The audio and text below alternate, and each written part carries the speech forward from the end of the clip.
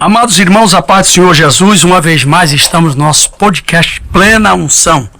E neste exato momento recebo aqui dois príncipes, pastor Eliardi Galdino e pastor Douglas do Carmo, um que é da Assembleia de Deus da Ilha da Digue, pastor Eliardi, e também o pastor Douglas, que é da Assembleia de Deus de Bom Sucesso, nosso amigo pastor Gêmeo Soares e pastor Eliseu Menezes, da Digue. Dois amigos.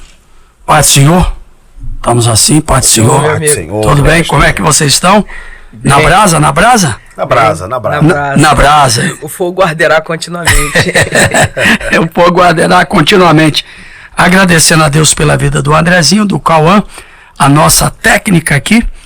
E vamos falar de um assunto muito importante. No mês de outubro nós tivemos então a comemoração da Reforma Protestante, que já fazem mais de 500 anos. Exatamente. 500 e quanto? 506 anos. 506 anos. Há um texto aqui que eu gostaria apenas de eu vou ler para começarmos aí. Você que está em casa nos assistindo, você vai poder participar da reforma e da contra-reforma. A Reforma Protestante foi um movimento religioso que ocorreu no século XVI, liderado por Martim Lutero, que questionou e contestou as práticas e a doutrina da Igreja Católica Romana. Lutero, um monge teólogo alemão, ficou insatisfeito com a venda de indulgência pela Igreja, que pretendia a remissão dos pecados em troca de dinheiro. Ele acreditava que a salvação era alcançada apenas pela fé.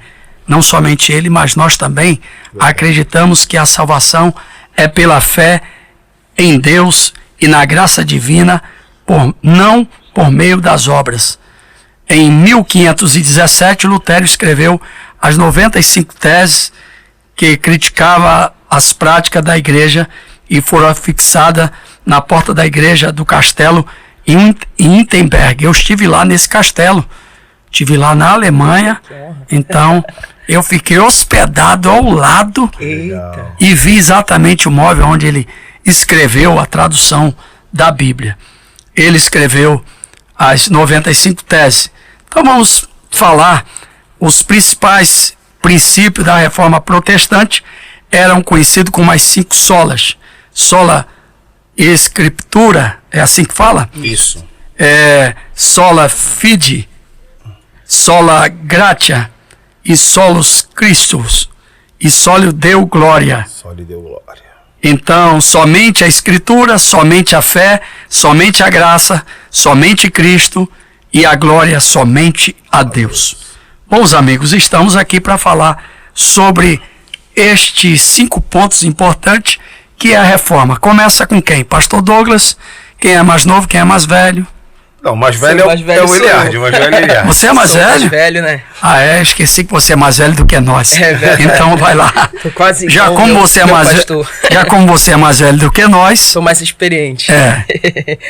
Então, pastor, na verdade, quando a gente estuda o historiador Justo Gonzalez, a gente observa que o grande fomentador da reforma não foi Martinho Lutero. Ah, não? Não, quem foi o grande fomentador da reforma foi um homem chamado Erasmo de Roterdã.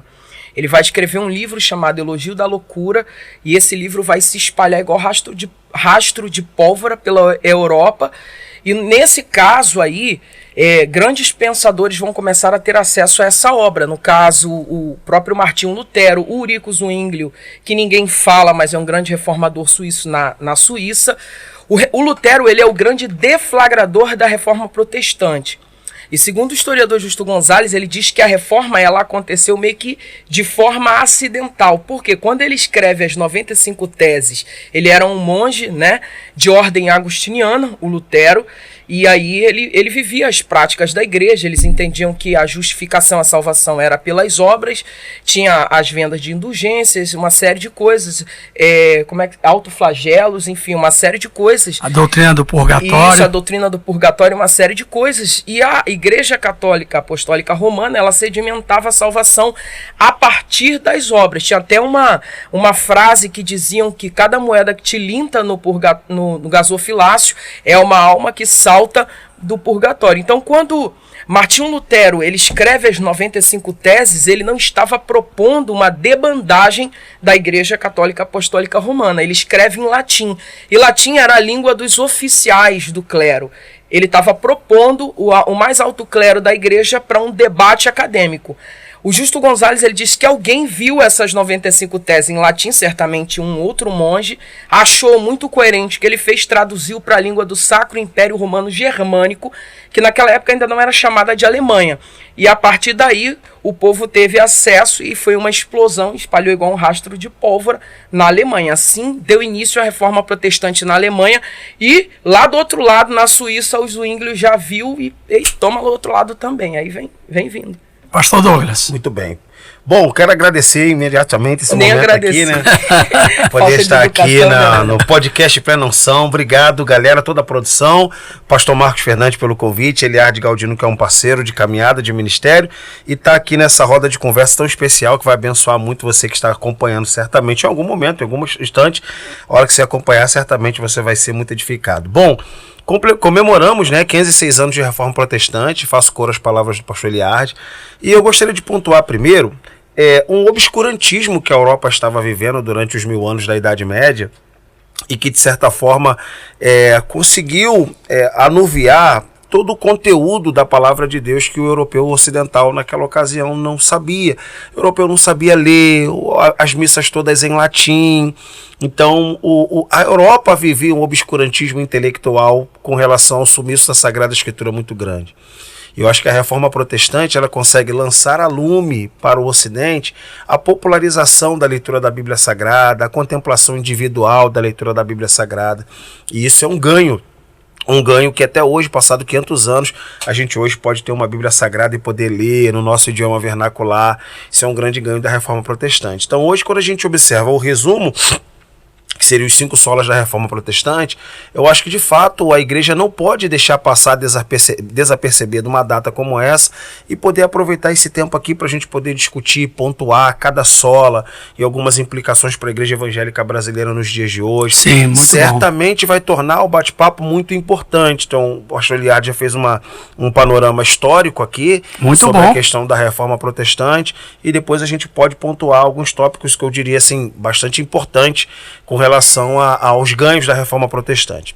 Nesse minuto eu gostaria de pontuar o que para mim é o que mais significa na questão da Reforma Protestante, que é o combate de Lutero ao Deus do medo, ao Deus do terror que a Europa vivia, graças às campanhas do Vaticano, graças às campanhas da Igreja Católica entrando em aldeias e ameaçando pessoas, estendendo a condenação no purgatório, que nós protestantes particularmente não acreditamos, e ameaçando o povo. Então eu me lembro muito bem de uma fala que li num livro sobre como era muito fácil você colocar o terror nas pessoas naquela ocasião, praticamente obrigando-as a pagar a indulgência. Era basicamente o seguinte, né? A pessoa chegava na aldeia e dizia: olha, você vai morrer, mas eu vou piorar. Você não sabe quando vai morrer. Pior ainda mais, você não sabe para onde vai quando vai morrer. São essas 3 colocações que dão medo em qualquer um. Você vai morrer, não sabe quando vai morrer e não sabe para onde vai quando vai morrer. Então aquilo ali fazia com que as pessoas tinham um medo de Deus absurdo. Aí você me faz lembrar, eu chegando no hospital e o enfermeiro que me atendeu disse: você é uma bomba relógio. Qualquer dor que você sentir, corra logo para cá. Exatamente isso. É o medo, porque se diz que você é uma bomba relógio, que a qualquer momento pode explodir. Então você fica, mas quando vai ser, você fica esperando. Verdade. Essa cultura do medo, né? Essa cultura do medo. E o Lutero, ele se converte, pelo menos assim, saindo da vida do direito e se matriculando, por assim dizer, no mosteiro agostiniano, exatamente por esse medo de Deus. Então, antes do Lutero conhecer o Deus de amor, por quem faz teologia da misericórdia, da graça, da cruz e, sobretudo, da justificação, é importante que seja pontuado nessa hora que o Lutero se converte exatamente porque temia que um raio pudesse cair literalmente no mesmo lugar 2 vezes. Primeiro porque se diz, né, que um amigo dele foi atingido por um raio e ele faz uma promessa para Santa Ana dizendo: se a senhora me proteger desse raio, dessa chuva, se eu sair daqui, eu largo direito e me converto num monge. Então, dá para ver, só pela história da conversão de Lutero, que ele não se converteu porque se simpatizava a imagem de Deus ou coisa parecida. Não, ele se converte com medo de morrer, um medo absurdo de morrer. Até então que ele não conseguia se ver perdoado, mesmo pelas práticas de suas obras. Depois eu explico um pouco mais isso, depois de passar a palavra. E ele não consegue se ver perdoado pelas práticas das suas obras, então ele começa a libertar daquela concepção amedrontadora da teologia medieval, que de certa forma contribuiu negativamente para que ainda hoje, passado 500 anos, os europeus não crescem mais em Deus. E também você falando isso da cultura do medo, tem gente, a gente percebe isso, que realmente vai à igreja com medo. Com medo. Principalmente pandemia, agora. A pandemia deixou isso claro. Então, deixou muito claro. Então, a pessoa descobriu que, na verdade, ele nunca confiou em Deus. Verdade. O medo, o medo de perder o casamento, o medo de fracassar, o medo disso, é que fez com que essa pessoa corresse desesperadamente. Pessoas até que nunca disse que não acreditavam em Deus, mas o medo de morrer. Então, é muito antagônico a ideia de crer num Deus, ou respeitar esse Deus, ou amar esse Deus, porque é a única opção que eu tenho, e eu tenho que fazer isso, porque senão ele pode me matar, ou pode me destruir. Essa não é a relação que Deus quer ter com nenhum dos seus filhos. E é importante pontuar sobre essa questão que ele está falando de medo, pastor, que o Lutero, ele se converte, ele vai para um mosteiro, né? E ele ainda continua cheio de inquietações por causa dos seus pecados e tudo mais. E aí ele era um monge de linha agostiniana, ele vai estudar Agostinho, a história de Agostinho vai numa direção diametralmente um pouco oposta, ele se converte pelo medo, e o Agostinho era um cara pecador, miserável, gostava de um monte... Na obra dele, As Confissões de Agostinho, você vai ver a forma que ele se converte. Né? É incrível. E o Lutero, ele tinha essa inquietação. Então, quando ele começa a estudar Agostinho e a carta aos Romanos, aí ele descobre que a justificação não tinha a ver com o que eu faço, mas com aquilo que Cristo já fez na minha vida. Então, mesmo depois de monge, ele ainda continua um pouquinho com esse medo, aí ele vai conhecer, ter contato com a teologia da carta de Paulo aos Romanos, e vai ser libertador. Então, e isso por causa do próprio confessor dele. É interessante, eu sempre gosto de também mencionar, quando a gente conversa sobre a reforma protestante, o confessor de Lutero. Sim. O Lutero, a gente sabe que a Igreja Católica ainda hoje trabalha com o sistema de confessionário, e Lutero ia sempre ao seu confessor, né, o camarada com quem ele se abria. E o confessor sempre perguntava se ele estava satisfeito com todas as práticas de obras que ele fazia. E Lutero diz, cara, eu faço tudo de maneira muito regular, mas eu não me sinto perdoado. Eu não me sinto perdoado, eu não me sinto perdoado, eu não me sinto perdoado.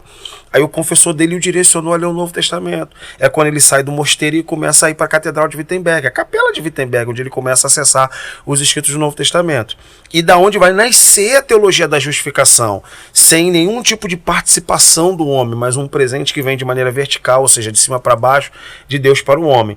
E o confessor dele teve um papel muito fundamental. O confessor dele deixa uma frase, eu não sei se eu vou conseguir reproduzir agora na íntegra, mas ele dizia o seguinte para Lutero: Lutero, na verdade, de tanto você estudar sobre Deus no mosteiro, você agora está contra Deus e achando que Deus está contra você. Ele falou exatamente isso. Cara, você está com raiva de Deus, você está irado com Deus, achando que Deus está irado com você. Você precisa alcançar o Deus da misericórdia, o Deus da compaixão, o Deus da justificação. O direciona a estudar o Novo Testamento, onde ele começa a ter aquele contato com a teologia de Paulo, que para ele vai ser libertadora. Acho que não só para ele, mas para o Ocidente. Verdade. Para o mundo protestante. Verdade. Glória a Deus. Então, estamos aqui no podcast Plena Unção. Estou com o pastor Eliardi Galdino e também pastor Douglas do Carmo. Vamos falar agora, adentrando neste assunto, vamos falar da primeira sola, que é somente as Escrituras. Uhum. Eu começo agora, né? Manda. Somente a Escritura. Muito bem. São 5, né? São 5. Vamos tratar das 5, então vamos falar das 5 solas. Vamos lá. Deixa eu botar uma pitadinha de humor aqui. Eu falo que são 6 solas, né? São os 5 e o sexto solo é o solamento, né? Solamento. Brincadeiras à parte. Vamos lá. Meu pastor Marcos Fernandes, eu acho que o sola Escritura é um grito do retorno predominante da Escritura sobre os púlpitos das igrejas do Brasil. A gente sabe que o Lutero estava combatendo a tradição da igreja, que no movimento católico, na teologia católica ainda hoje, ele está em pé de igualdade, se não está em superioridade à Sagrada Escritura. Então isso é um debate também muito longo. A Igreja Católica se recusa a aceitar o solo da Escritura porque ela entende que a tradição tem tamanho relevo e importância como a Escritura. Lutero não acreditava isso. Lutero queria colocar numa espécie de pirâmide no topo a Escritura. E então, considerando a Escritura no topo da pirâmide, a Escritura deveria nortear a tradição e nortear, sobretudo, também a conduta da igreja. Para a gente poder não ficar muito no tempo histórico e vir para o tempo de hoje, é importante que a gente use aqui o Plenão-São Podcast para a gente poder reforçar a importância de não perder o contato com a Sagrada Escritura nos púlpitos. O senhor sabe muito bem, como pastor presidente que é, a quantidade de pessoas que o senhor escuta, e a gente sabe o quanto a exiguidade da palavra de Deus se demonstra cada vez mais real, ou seja, pessoas dando mais ênfase a um testemunho, pessoas dando mais ênfase à modernidade, pessoas dando mais ênfase muitas vezes a uma apresentação pessoal, enquanto que a Sagrada Escritura parece ficar num processo secundário da condução da igreja. Sim. E eu acho que uma das grandes lutas de Lutero foi colocar a Sagrada Escritura acima de tudo que é sistema religioso. E nós, como defensores da Reforma Protestante, porque somos filhos da Reforma Protestante, nesse momento nós precisamos ser guardiãos responsáveis para que a palavra de Deus continue sendo suficiente para poder alimentar a piedade religiosa. E isso não vem acontecendo hoje, tristemente. Muitas pessoas vêm adequando recursos ou adicionando ou retirando. E isso, mais do que um pecado espiritual, é desconsiderar a suficiência da palavra de Deus, é desconsiderar a suficiência da Sagrada Escritura. É relativizar e dizer que ela não é uma verdade absoluta. Além disso, é como se você dissesse que a gente não precisa mais desse livro para poder conduzir a vida cristã hoje. E uma das coisas que Lutero mais lutou foi para que a palavra de Deus continuasse tendo o relevo principal na condução de uma igreja. Uma igreja sem palavra é tudo menos uma igreja. É como se também hoje está virando moda de que a Bíblia não é a palavra de Deus, ela contém. Aí entra para o campo da teologia liberal, né? Eles dizem que a Bíblia ela não é a palavra de Deus, ela contém a palavra de Deus. Isso que o pastor Douglas pontuou é muito interessante, pastor. Naquela época, no período da Reforma, né, quando vai explodir a Reforma Protestante, existiam 3 documentos que eles consideravam as autoridades da igreja. Era o direito eclesiástico, a Bíblia e a bula papal. E eles diziam que os 3 documentos seriam importantes, estariam em pé de igualdade. No entanto, a Bíblia ficava lá embaixo, porque a palavra papal era o que valia, o que o Papa dizia está dito. Quem aceitar está no céu, quem não aceitar está no inferno. Depois veio o direito eclesiástico e a Bíblia era o que menos se observava naquela época. Então o que a Reforma fez? Muito bem pontuado pelo pastor Douglas, a Reforma não só botou a Bíblia na mão do povo, mas como o pastor Douglas muito bem pontuou aqui, tinha muitas pessoas naquela época que não sabiam ler e escrever. E o que Lutero, Felipe Melanchthon e outros reformadores vão fazer? Vão começar a alfabetizar o povo, vão traduzir a Bíblia do grego e do latim para a língua do Sacro Império Romano Germânico e vão dizer: vocês não querem acreditar na gente? Não tem problema, lê aqui, a gente está mandando só vocês lerem a Bíblia. Olha o que o Papa e a Igreja estão dizendo e olha o que a palavra de Deus está dizendo. Exatamente. Então o que o Lutero vai fazer? Ele vai tirar a Bíblia de uma posição lá de baixo, bula papal, direito eclesiástico e palavra, e vai colocar ela no topo.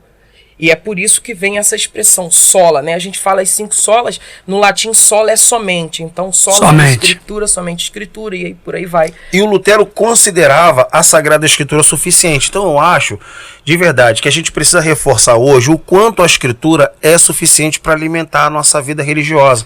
Como pentecostais, a gente sabe que o Espírito é um adicional, de certa forma.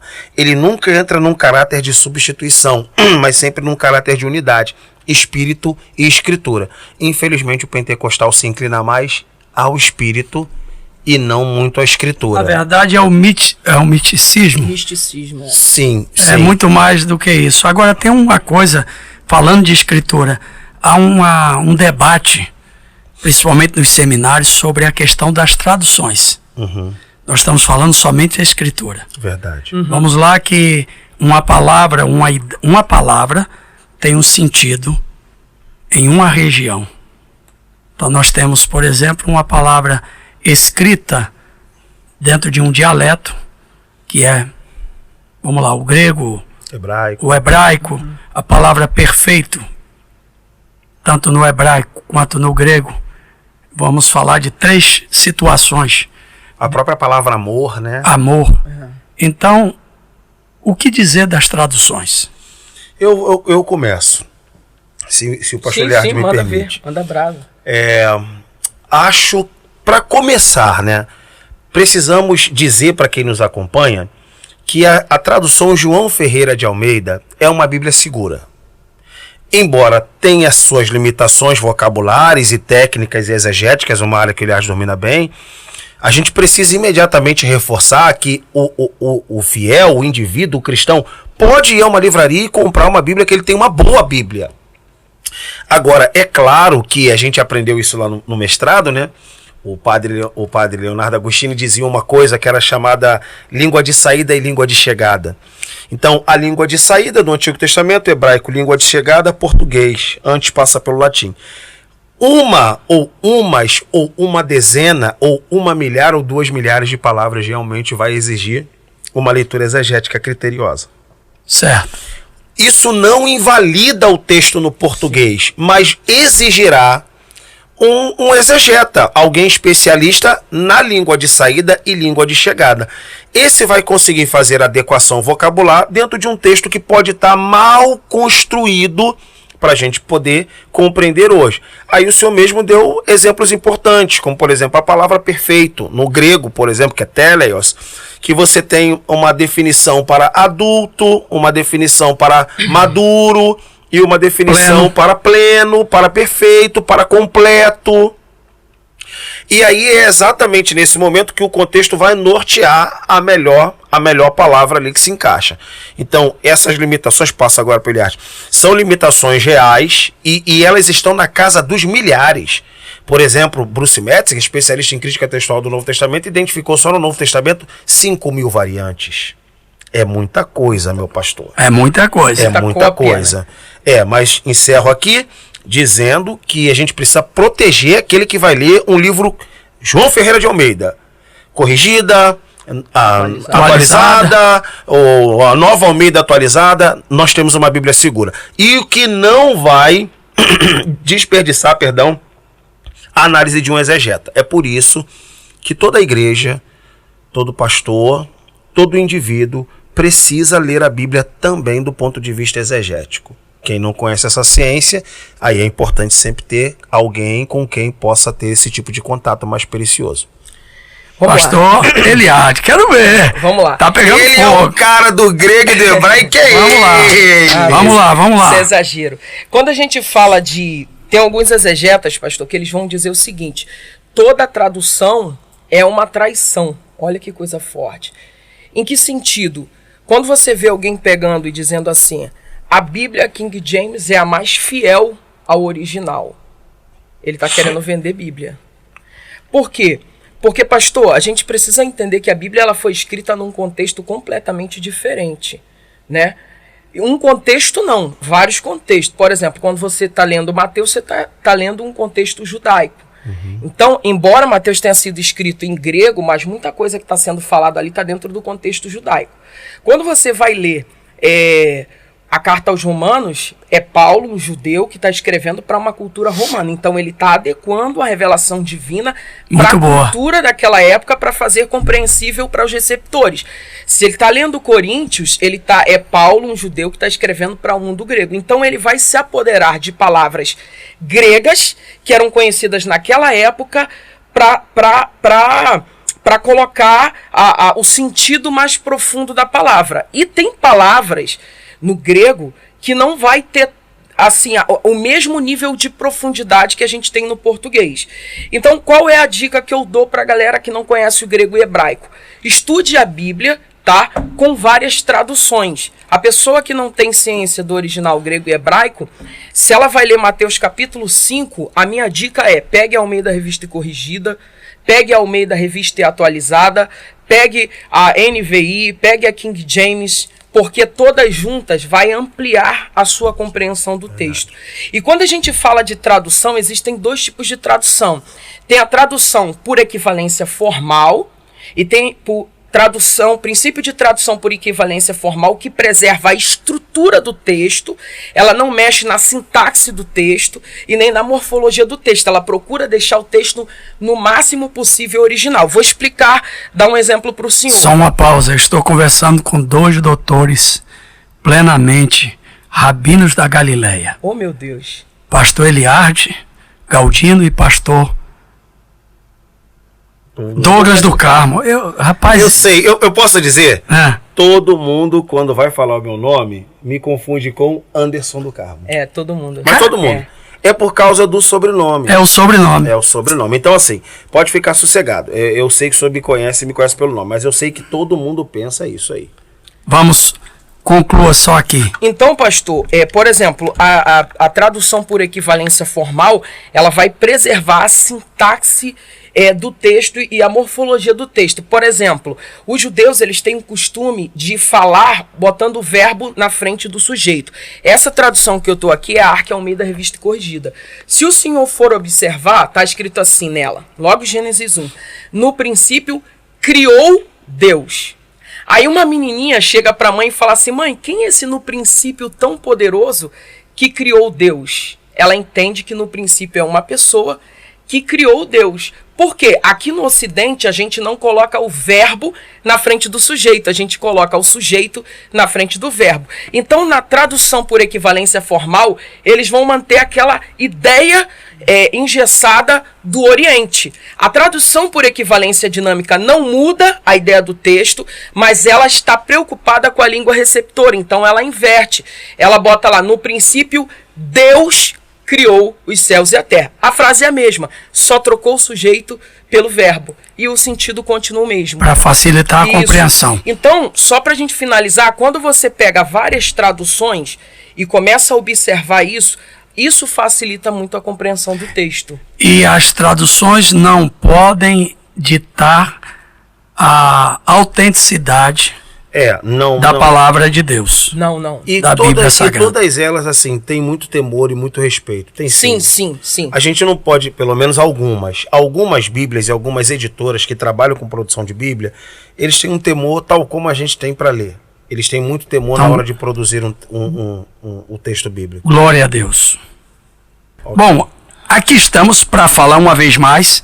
Estou aqui com 2 amigos, pastor Douglas do Carmo e pastor Eliardi Galdino, viu? Agora rateou. Agora rateou. Do Eliardi é mais difícil. Eliardi. Mas eu já tô aqui há muito tempo. Eliardi, ele queima. Ele queima no fogo de Deus. Que Deus abençoe. Estamos nós aqui no nosso podcast Plena Unção. É um prazer muito grande receber esses 2 amigos. E estamos falando das 5 solas. E agora vamos falar somente a fé. Falamos somente a Escritura, agora somente a fé. Pastor, eu começo. Douglas. Somente a fé. Muito bem. Pastor Marcos Fernandes, uma das grandes bandeiras e pautas de Lutero era o lugar das obras com relação à salvação.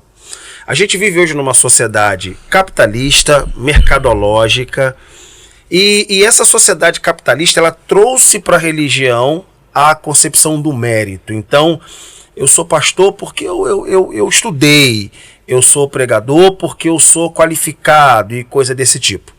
Na época de Lutero, embora não fosse essas pautas, mas a questão das obras tinha muito valor porque ela enobrecia o indivíduo praticante das obras. Lutero, no entanto, vai acreditar que isso não tem valor nenhum diante de Deus antes da salvação, mas tem valor diante de Deus após a salvação. Então pronto. Quando a gente fala somente a fé, Lutero entendia que é somente por meio da fé que o indivíduo consegue receber, acreditar na salvação que vem por dom e vem por graça. Então não há absolutamente nada que ele possa fazer, nenhuma obra. Então não é o meu dízimo, não é a minha peregrinação, não é a minha compra de artigos do catolicismo. Meu sacrifício. Não, meu sacrifício que pode de certa forma me contemplar a salvação. Mas o Lutero acreditava nas obras, mas a obra está sempre em caráter secundário, ou seja, a obra tem valor após a salvação, mas não para a salvação. E muito boa colocação. Infelizmente, né, sempre fazendo a contraposição, infelizmente, meu pastor, por isso que esse podcast é muito importante, porque a gente precisa reforçar que a nossa salvação, ela é dada por nós, por graça divina, e ela é crida mediante a fé. Não há nada que a gente faça capaz de dizer diante de Deus que somos merecedores da salvação. Então a máxima diz, sola fide, é para demonstrar para nós que a nossa obra não tem valor nenhum diante de Deus. Então é importante que isso seja dito. Passo o restante aqui para o pastor Eliardo. Paulo escreve 2 cartas defendendo a ideia de justificação pela fé. São elas Gálatas e Romanos, né? E dentro do contexto de Paulo, é importante salientar que Paulo não está anulando a lei. Paulo não anula a lei, nem Jesus anulou. Eu não vim anular, abrogar, cancelar a lei, eu vim cumprir. Ele cumpriu porque nele não se achou pecado. Então é importante a gente salientar que quando Paulo escreve somente a fé, justificação pela fé, ele está falando, ele está combatendo uma ideia de judaizantes, sobretudo na carta aos Gálatas, que penetraram na região da Galácia e estavam tentando dizer que para o homem ser salvo ele precisava cumprir as leis dietéticas judaicas, guardar o sábado, fazer a circuncisão, praticar todas essas coisas. E Paulo está dizendo que não, a justificação não se trata daquilo que eu faço, mas daquilo que Cristo já fez na minha vida. A justiça daquele que não cometeu pecado foi imputada na minha vida. O Lutero vai se apropriar dessa doutrina num contexto agora totalmente diferente do de Paulo, mas que vale a mesma ideia, porque o contexto ali era de corrupção. A igreja estava aterrorizando os fiéis gentílicos. Os gentílicos, né? No caso, gentílicos já é mais para um contexto bíblico. Mas eles estavam aterrorizando, nesse período de Lutero, todo o império, a extensão do Império Romano já era católica. Era uma sociedade camponesa. Isso. Então o povo tinha medo do inferno. E aí a igreja estava enriquecendo, se tornando uma poderosa senhora feudal, através dessa prática. E aí, por que Lutero não é executado? Por que não matam Lutero? Porque os príncipes, que eram quem mais perdiam para a Igreja Católica Apostólica Romana, quando entenderam, peraí, para eu ser salvo, eu não tenho que dar propriedade, eu não tenho que fazer isso, eu não tenho que fazer nada disso, Paulo diz, não, o Lutero diz, não, de acordo com Paulo, na carta aos Romanos, a justificação acontece pela fé. Agora, pegando um gancho na palavra do pastor Douglas, muito importante, que ele disse que para Lutero as obras, elas não têm importância antes da fé como critério da salvação, mas depois da fé, isso eu reitero aqui o que ele está falando. Porque quando Paulo escreve Efésios 2, ele diz assim, porque pela graça sois salvos por meio da fé.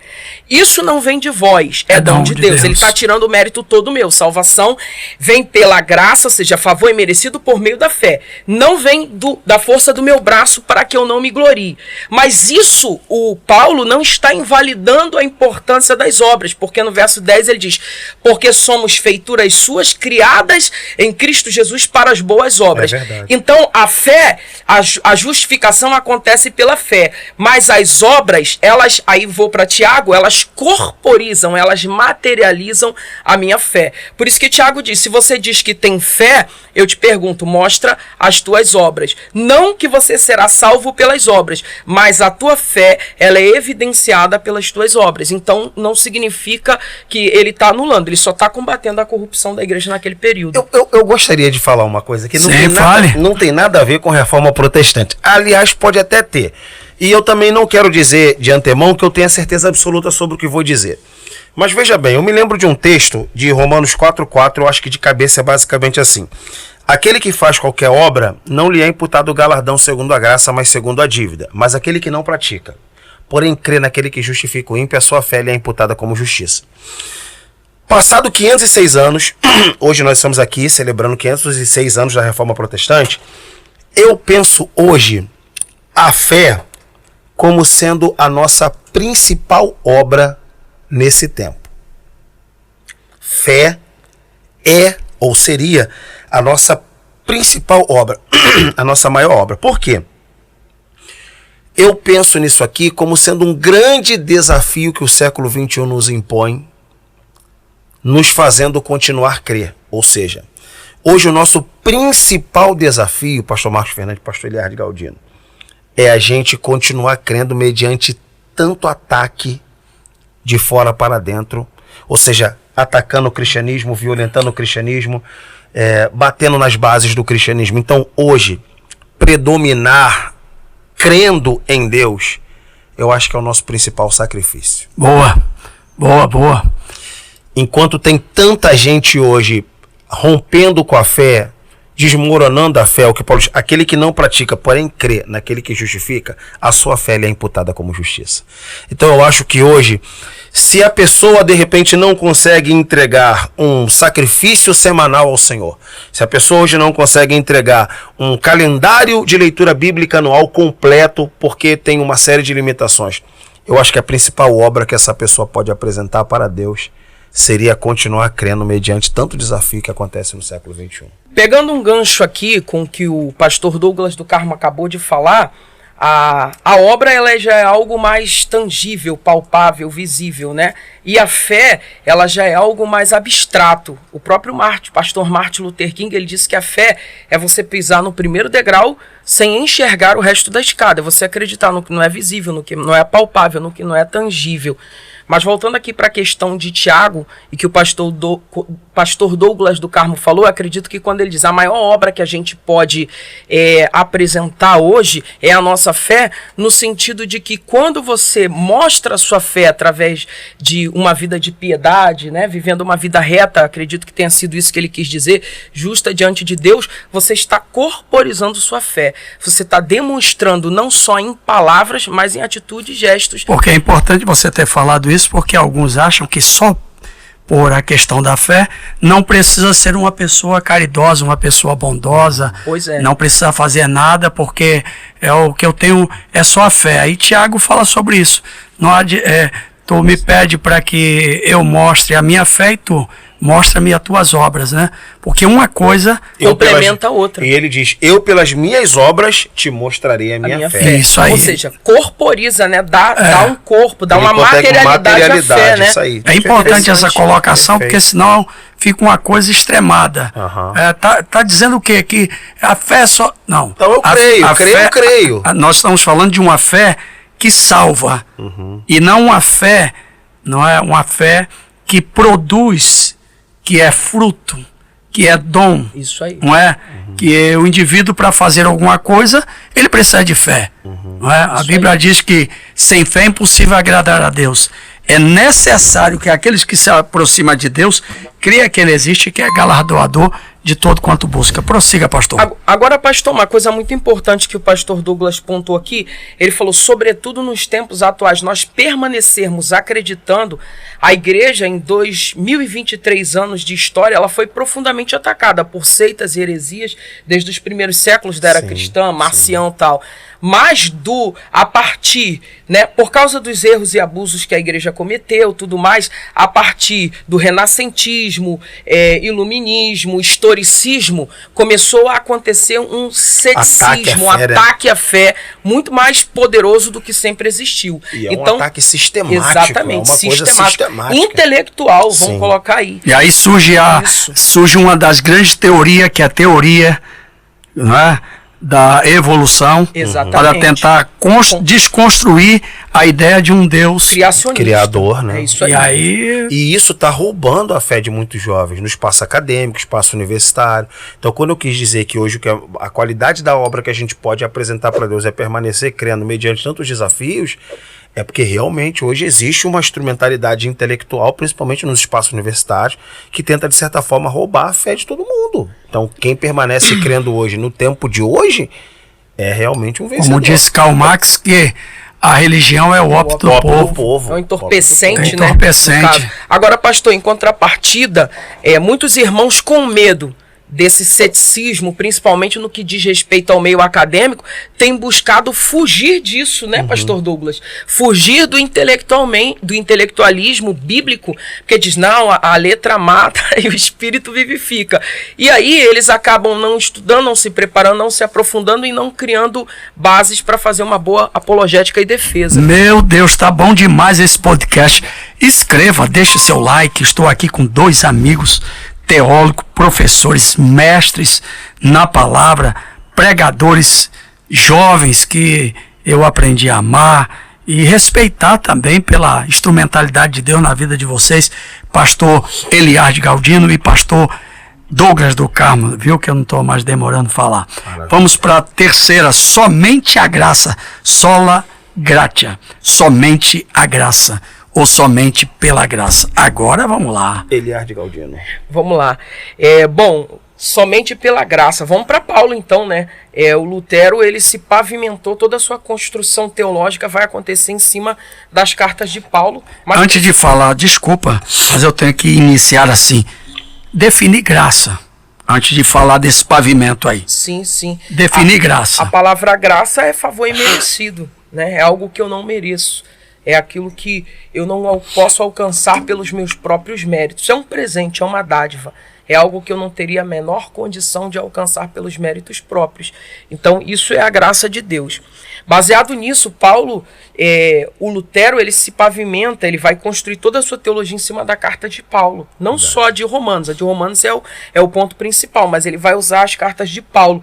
E é interessante que ser salvo pela graça, voltando aqui, pegando a questão de obras, não invalida a questão das obras. Efésios 2, do verso 8, 9 e 10 diz assim: porque pela graça sois salvos por meio da fé, isso não vem de vós, é dom de Deus, não vem das obras, da força do meu braço, para que ninguém se glorie. Mas aí no verso 10 ele mostra que as obras são importantes, porque somos feituras suas, criadas em Cristo Jesus para as boas obras, a qual ele preparou para que andássemos nelas. Então está tudo interligado, está tudo conectado ali. A salvação pela graça, mediante a fé, não anula a questão de fazer boas obras. Outra coisa também que é importante pontuar aqui é a questão da hipergraça. A gente está falando de graça e hipergraça. É muito perigosa a ideia de alguém chegar e falar assim: se eu sou salvo por aquilo que Cristo já fez na cruz do Calvário, eu não preciso fazer nada, então eu posso viver uma vida promíscua de qualquer maneira, porque eu já sou salvo pela graça. Não se trata daquilo que eu fiz, que eu faço, mas daquilo que Cristo já fez na cruz do Calvário.